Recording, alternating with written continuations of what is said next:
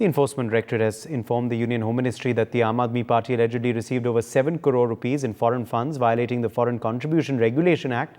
These findings emerged from documents and emails obtained during a money laundering investigation involving former Punjab AAP MLA Sukhpal Singh Khera, who is now with the Congress. The ED's probe revealed that AAP received about 7.08 crore rupees in overseas donations. Allegedly, meanwhile, BJP has mounted an attack on the AAP, stating that Kejriwal should answer on this too. Is this money from Khalistan funding, is what they're asking.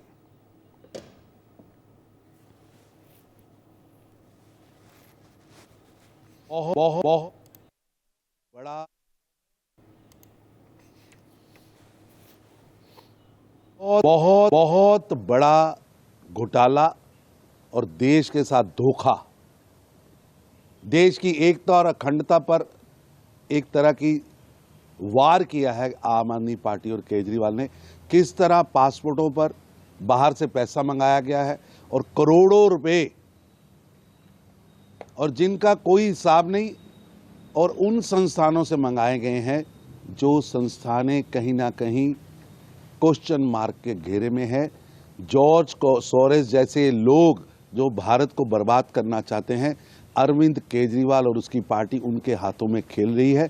Arvind Kejriwal को इस पर जवाब देना चाहिए। ये पैसा Khalistan funding का है, ये पैसा भारत के अंदर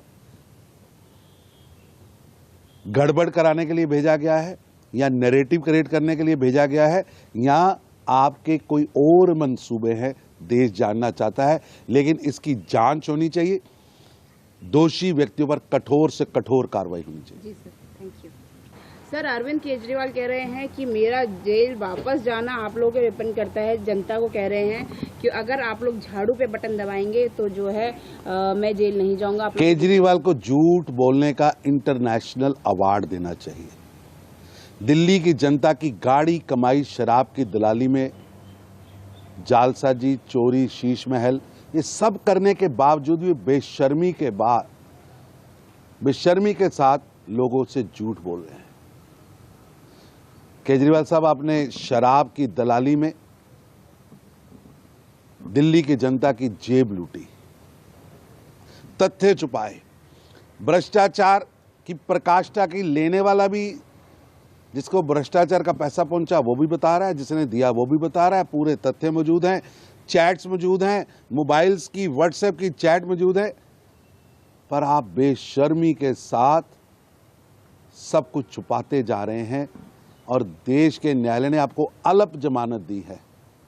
महिला उत्पीड़न पर आपके पास कुछ कहने को नहीं है और ये आप भ्रम पैदा कर रहे हैं। आपको वहां हाजिर होना है। आम आदमी पार्टी द्वारा कभी पत्रकारों पर हमला होता है, कभी अधिकारियों पर हमला होता है, कभी महिला सांसदों पर हमला होता है, भ्रष्टाचार की प्रकाष्ठा की जाती है, शीश महल बनाया जाता है।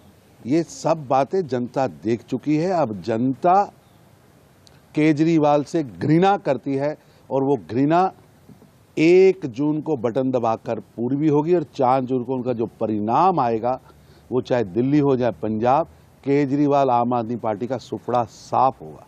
जी, ये भी बोला कि हमने तो पीएम चुना था, ये थानेदार कौन आ गया जो हमें एक एक करके गिरफ्तार करने जो मिला। चोरी करेंगे, देश का खजाना लूटेंगे, देश के गरीबों का माल लूटेंगे।